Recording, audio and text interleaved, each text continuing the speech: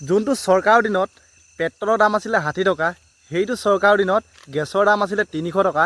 আৰু এতিয়া বিজেপি চৰকাৰৰ দিনত গেছৰ দাম হৈছে 1200 টকা, পেট্ৰলৰ দাম হৈছে 104 টকা। তেতিয়াহ'লে ভাবি চাওক, দেশখন উন্নয়ন হৈছে নে দেশখন ধ্বংস হৈছে?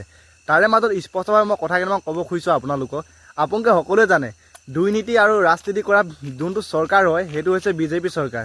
কাৰণ কেলে মাৰপিটো চলে আৰু ইভাগে কিন্তু বিধায়ক হওক যাক হওক মাৰি দিয়ে। আপোনালোকে স্পষ্টভাৱে গম পায় কংগ্ৰেছৰ মানুহ এজন সুনীল ছেত্ৰী বুলি কোৱা মানুহজনক কেনেকৈ মাৰিছে, যেনেকি তেওঁ তেজপুৰ মেডিকেলত যাবলগীয়া হৈ গৈছে। এনেকুৱাই মানে বিজেপি এই দুৰ্নীতি কাৰ্যটো কিছুমান দালালবিলাকে নিজকে ভাবে যে আমি বিজেপি ভৰিটো চেলেকি আছোঁ আৰু ভাবিছে কি একদম বিজেপি মুখ্যমন্ত্ৰীয়ে হ'লোঁ বুলি। সেইবিলাক কাম কৰে যোনবিলাক মানুহে এইবিলাক কাম কৰে। তেওঁলোকক মই এটা কথা ক'ব খুজিছোঁ স্পষ্টভাৱে, যদি দম আছে লাঠি চাঠি নোলোৱাকেনে আপোনালোকে ৰাজনীতি কৰক, চাম কোনটো পানীৰ মাছ আপোনালোকে।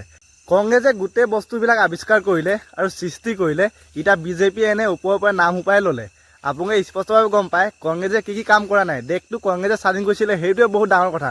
কিন্তু বিজেপিয়ে দেশটো স্বাধীন কৰা বাদ দি ধ্বংসই কৰিলে। আৰু বিজেপি চৰকাৰ দিনত বিজেপিয়ে আৰু এবাৰ দেশটো স্বাধীন কৰিব।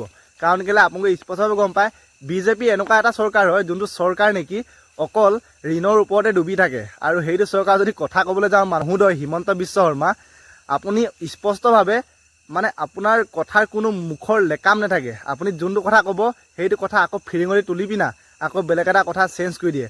কথাষাৰ যদি হয় সকলোৱে হয় বুলি ক'ব। তাৰে মাজত মই কথাটো কৈছোঁ, যদি বিজেপি চৰকাৰ ভোট দিব বা ভোট দিয়ে তেনেহ'লে অসমখন কিন্তু ধ্বংস হ'বলৈ টাইম লৈছে, কিন্তু টাইম নেলাগিব। কাৰণ কেলৈ গম পায় চব মহিলাসকলক জুবিন দা যোনটো নেকি শ্যাম কানু মহন্ত নে সিদ্ধাৰ্থ শৰ্মা বেহেনচোটটো ভাগৰ মানে একাউণ্টৰ পৰা পইচা লৈ পিনা মহিলাসকলক চবকে জুবিন গাৰ্গৰ পইচা লৈ 9,000 টকা দিলে হিমন্ত বিশ্ব শৰ্মাই।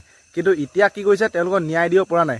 আমাৰ লিখীয়া মানুহ হোৱাহেঁতেন অপেন কৈছোঁ এই শ্যাম কানু মহন্ত সিদ্ধাৰ্থ শৰ্মাক জেউৰা খৰি লৈ পকত ভৰাই মুখেদি উলিয়াই দিলোহেঁতেন। এনেকুৱাই মানে হৈ আছে পৰিস্থিতি, গম পাইছে? আৰু মই সঁচাতে কৈছোঁ, আপুনি কি বুলি কয় কংগ্ৰেছে ৰাজনীতি কৰে বুলি কৈছে, ৰাজনীতি কৰে জুবিন দাক লৈ পিনা। সেইটো কথা স্পষ্টভাৱে ভুল। কাৰণ কেলৈ বিজেপিয়ে কয় জুবিন দাৰ কথা আৰু ৰাজনীতি কৰে। এইবিলাক যিমান আছে বিজেপিত বিধায়ক চিধায়ক এইবিলাক চুৰবিলাক, এইবিলাকে আৰু কি কথা নক'ব। সেইকাৰণে স্পষ্টভাৱে কৈছোঁ, আপুনি যদি বিজেপিক যদি চৰকাৰ আৰু এবাৰ বনায় তেতিয়াহ'লে অসমখন কিন্তু ধ্বংস হৈ যাব আৰু জুবিন দাই ন্যায় নাপাব। সেইকাৰণে অলপ ভাবি চিন্তি ভোটটো দিব। যদি কথাষাৰ হয় বুলি মন্তব্য ৰাখিব।